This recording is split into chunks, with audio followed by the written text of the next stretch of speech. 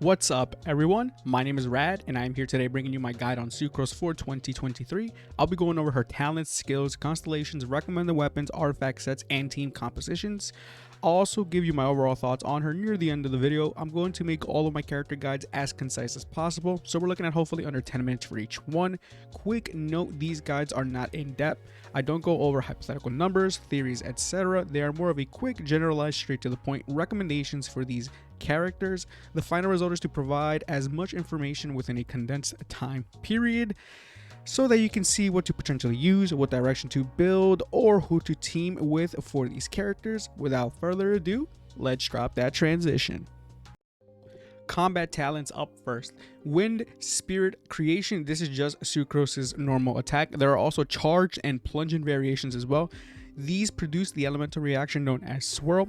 Elemental skill, a stable Anemo Hypostasis creation 6308. Sucro creates a circular AoE that deals Anemo damage while also pulling enemies into the location simultaneously and then sending them flying. At base with no constellation, this has one charge. Elemental burst, forbidden creations isomer 75 type 2. Similar to her elemental skill, this time it takes on the form of a giant AoE butterfly form that remains on the field for 6 seconds. Also retains the pulling and or sending of enemies in it while dealing Anemo damage, though now we have elemental absorption added in. Essentially whatever the first element it fuses with will deal additional damage of that element. So example, you use your elemental burst, it comes into contact with electro, it'll now deal more electro damage. You'll know the element it fused with depending on the color of the butterfly: red pyro, purple electro, blue hydro, light blue cryo. Cooldown is 20 seconds and energy cost is 80.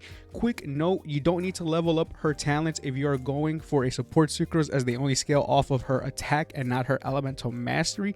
If you can level them up if you want, but that will be based upon personal choice. If you are running her as a sub DPS, then by all means level them up. Passive talents, Catalyst Conversion. When Sucrose initiates the swirl effect, party members of the corresponding swirled element will have their elemental mastery boosted by 50 for 8 seconds. And then Mollis Favonius, when either her elemental skill and or burst come in contact with an enemy, it'll increase the current party's members' elemental mastery scaled off of 20% of Sucrose's elemental mastery for 8 seconds. Example, if Sucrose has 500 elemental mastery, 20% of that is 100, so 100 elemental mastery will be given to those others for said duration. And a stable invention, self-explanatory. Constellations. Just some quick words. Constellations are not an absolute necessity for characters. They mainly just provide quality of life improvements and better enhanced skills, burst, or utility. Yes, some do get some wild power spikes, I understand, but every character is viable in some way or form, even with no constellations. Just have fun with who you like and play how you want. Sucrose says constellations are super, but you really only need one in my opinion.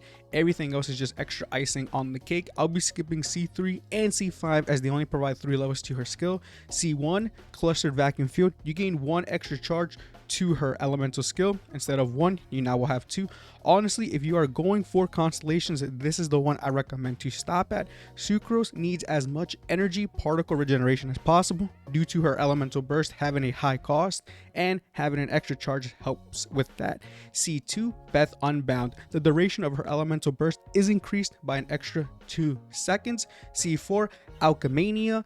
Every 7th normal or charge attack Sucrose does will reduce her elemental skill by anywhere between 1 through 7 seconds. And C6, Chaotic Entropy.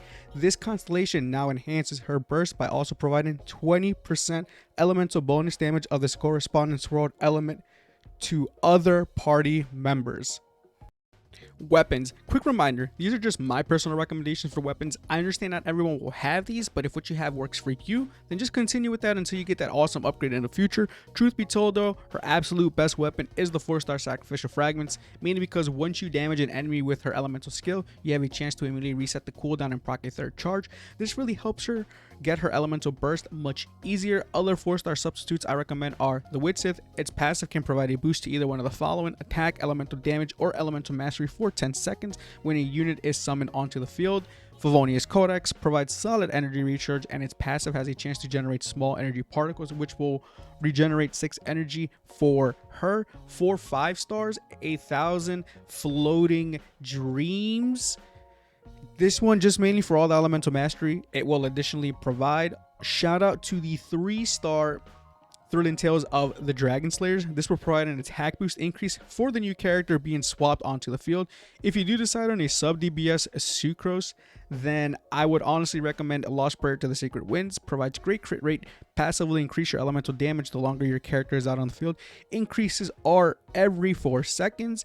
And Solar Pearl, one of my personal favorite weapons, though disclaimer, this is from the battle pass, so it is a paid option. This provides great crit rate as well with its passive, makes it so that normal attacks increase your elemental skills or burst and vice versa. If you're purely free to play, then I would recommend the Mappa Mare.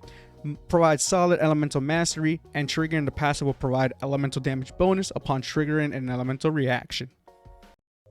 Artifact sets. Similar to her best weapon, her best artifact set is honestly a 4-piece Viridescent Venerer. This will provide an extra 20% enemy bonus damage and also increases swirl damage by 60%. It'll also decrease an enemy's elemental resistance by 40% for 10 seconds based upon the element mixed into the swirl. Example, if cryo is the reaction that fused into the swirl, then the enemy's cryo resistance is reduced by 40%. If you don't have a solid 4-piece Viridescent Venerer, then I would recommend a 4-piece Noblesse Oblige. This will mainly increase her elemental burst damage by 20%, and upon using the burst, it'll increase other party members' attack by 20% for 12 seconds. Not having either available, then I would say 2-piece Viridescent Venerer with a 2-piece Emblem of Severed Fate. You'll retain 20% enema bonus damage from VV, but also gain 20% energy recharge from Emblem of Severed Fate. Quick shout out to the 4-piece Instructor as well. You'll get an increase of 80 to your elemental mastery while also increasing other party members' elemental mastery by 120 for 8 seconds when an elemental reaction is triggered. Super solid artifact set, I would say. Main affixes to look out for are elemental mastery on the Sands of Aeon, Goblet of Ionatham, and Circlet of Logos.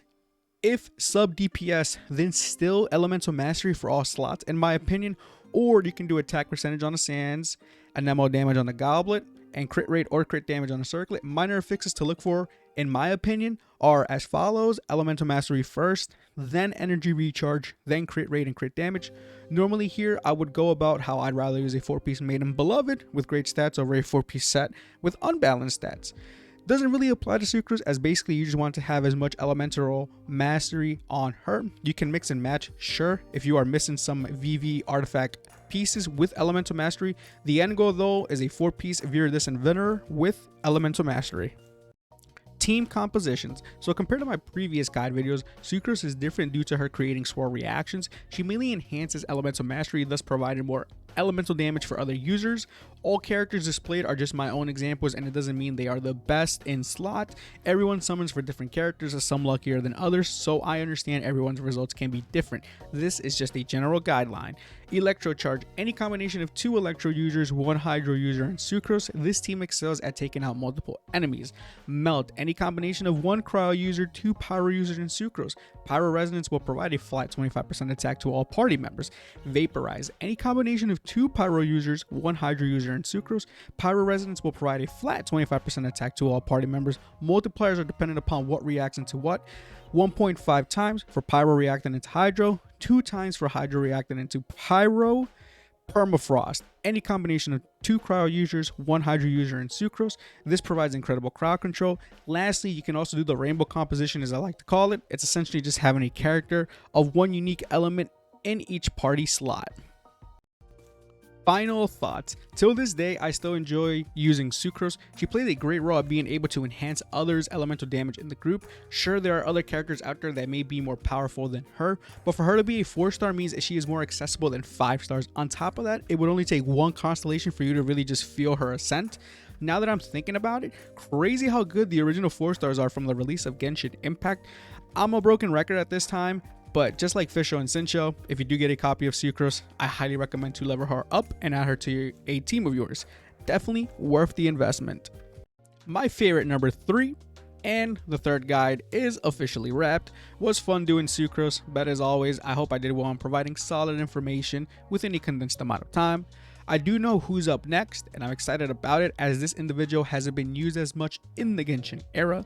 Many thanks to those, though, who watched this throughout. If you enjoyed or disliked today's video, you can either drop me a like or dislike.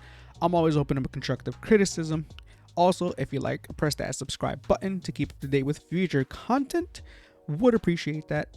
Anywho, I'm Rad. You're all awesome. See you later.